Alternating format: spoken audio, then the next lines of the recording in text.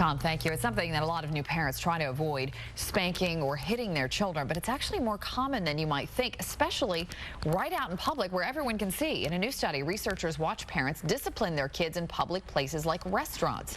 Researchers found that 23% of moms or dads resort to negative touching in public to get their child to listen. A negative touch includes anything from restraining, spanking, pinching, or hitting. There's a huge debate about spanking right now, wanting to know, is physical discipline ever okay? And joining us this morning on Good Day, Jada from Total Life Counseling. Always good to see you. Good to see you too, Amy. Thank you. You know, a lot of parents have this conflict within themselves because I was as a child, and perhaps you were too. My parents spanked.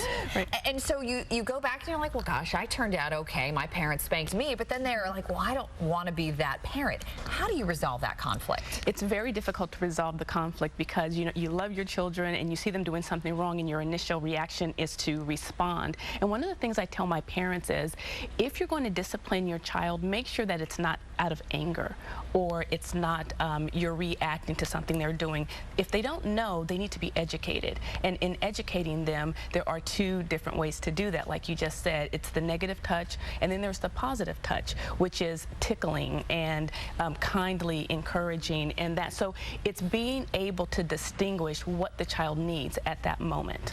Many parents struggle with the discipline aspect of parenting. That's probably the biggest one you hear parents talk about. I just don't know what I should be doing. What are some of the things that we should be doing, some positive ways to discipline? It's interesting you bring that up because there are more studies that are going to be looked at because they want to make sure that parents understand when to use the physical touch and when to, you know, refrain and use a more communicative approach. So in that, there are a couple of things. There are the timeouts, and also kind of pulling back and saying, you know, you're not going to have your PSP today, and making sure that they understand that there is a consequence for their behavior. And not giving in, that's the biggest thing, right? Consistency is difficult for parents. Absolutely. That's one of the things I see mostly with my clients is, you know, they don't know how to say no.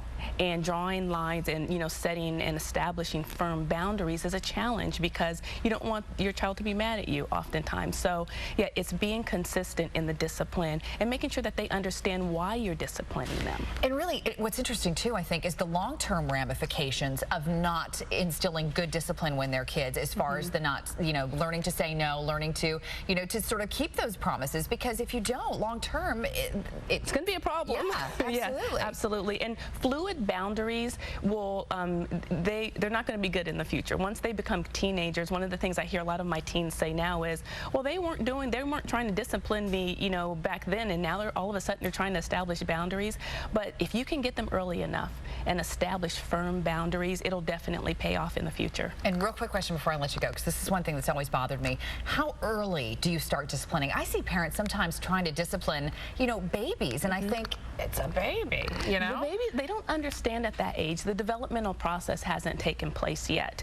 All they know is that you're hitting me. I may not know why you're hitting me, but, you know, you're disciplining me. But to be able to get them to understand why you're disciplining them is the most important factor in this. And yeah, can they learn at a young age? They can learn, but I think that, like I said before, it's very important that you don't discipline out of anger and frustration, but discipline because your child really needs to understand what to do and what not to do. You always give great advice. Jada Collins, Total Life Counseling, thank you so much for being with us this morning. She's got a radio show coming up in a few weeks too. Very excited about that. Yeah. On WFLA, so make sure you check her out on